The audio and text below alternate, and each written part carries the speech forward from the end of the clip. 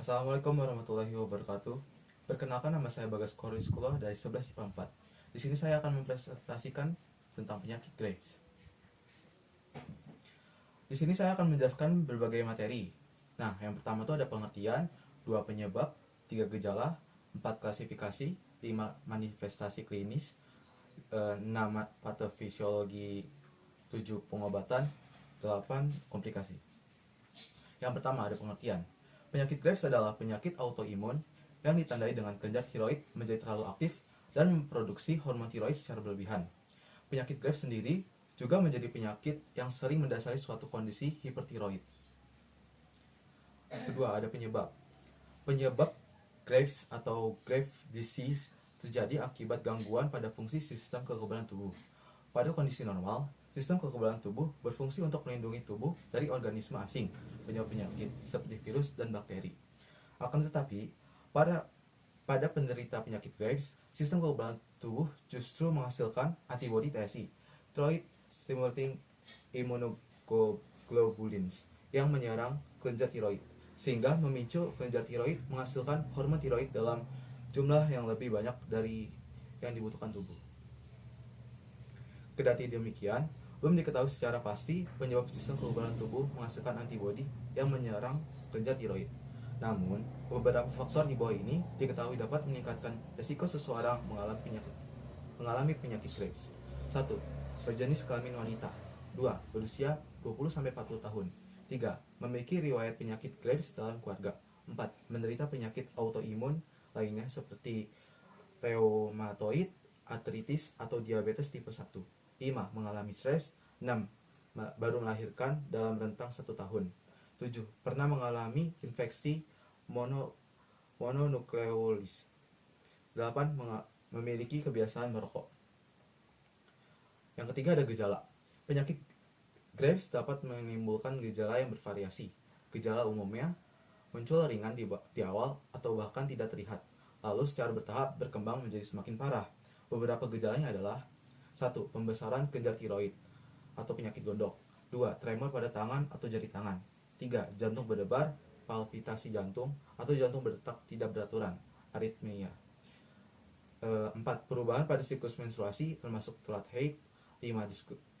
Disfungsi ereksi. 7. Kehilangan berat badan tanpa kehilangan nafsu makan. 8. Suasana hati mudah berubah. 9. Penurunan gairah seksual. 10. Sulit tidur atau insomnia. Gejala Graves ophthalmopathy. Selain beberapa gejala tadi, sekitar 30% penderita penyakit Graves atau Graves disease mengalami sejumlah gejala khas, yaitu Graves ophthalmopathy dan Graves dermopathy. Gejala Graves ophthalmopathy terjadi akibat peradangan atau gangguan pada sistem imun yang mempengaruhi otot dan jaringan di sekitar mata. Gejala-gejala antara lain: 1. Mata menonjol. 2. Mata kering. 3. Tekanan atau rasa sakit pada mata. 4. Kelopak mata membengkak. 5. Mata memerah. 6. Sensitif terhadap cahaya. 7. Penglihatan ganda. 8. Kehilangan penglihatan. Penanggulangan. Penderita yang mengalami Graves ophthalmopathy dianjurkan untuk melakukan hal-hal berikut. 1. Menggunakan air mata buatan yang bisa diperoleh di apotik. 2. Mengonsumsi obat kortikosteroid yang telah diresepkan oleh dokter. 3. Menggunakan kacamata hitam agar mata terhindar dari paparan sinar matahari. 4. Memberikan kompres dingin di mata. 5. Meningkatkan bagian kepala jika hendak tidur. Meninggikan bagian kepala jika hendak tidur. 7. Tidak merokok. Graves dermopathy.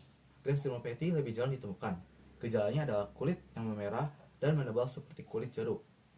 Graves dermopathy paling sering terjadi pada area tulang kering dan di punggung kaki. Pasien dengan gejala Graves dermopathy juga dapat melakukan perawatan dengan menggunakan salep kortikosteroid serta mengompres bagian kaki yang mengalami keluhan untuk mengurangi pembengkakan. Yang keempat adalah klasifikasi. Terdapat 2 tipe hipertiroidisme spontan. Yang paling sering dijumpai yaitu penyakit Graves dan Goiter nodular toxic. Pada penyakit Graves terdapat 2 kelompok gambaran utama, yaitu tiroidal dan ekstratiroidal, dan keduanya mungkin tak tampak. 1. Penyakit Krebs tiroidal. Ciri-ciri tiroidal goiter akibat hiperplasia kelenjar tiroid dan hipertiroidisme akibat sekresi hormon tiroid yang berlebihan.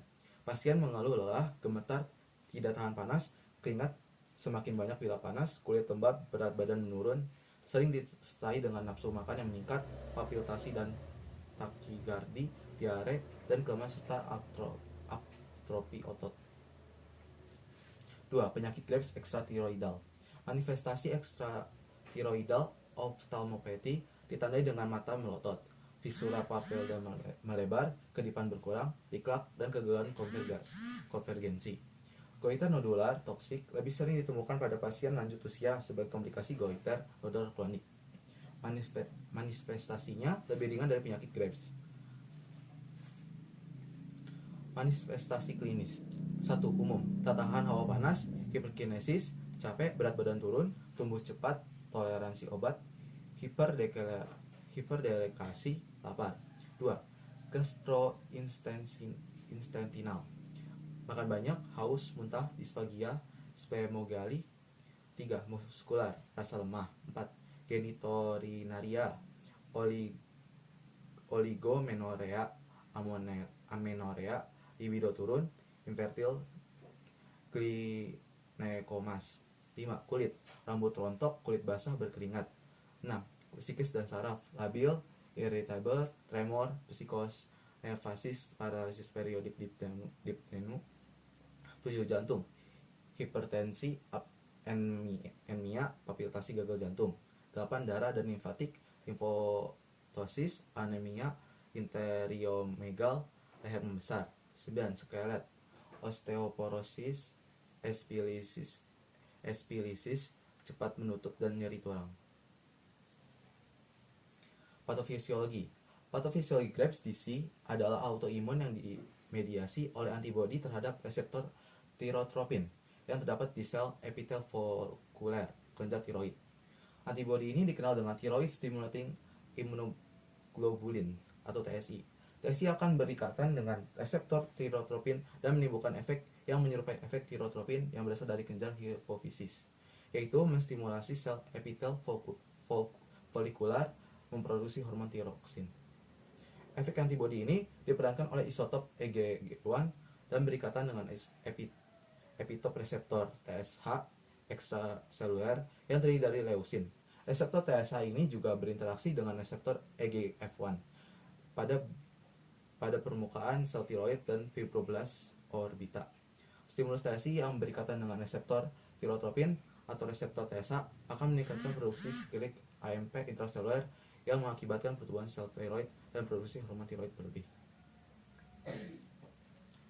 Ya, selanjutnya berikut gambar patofisiologinya.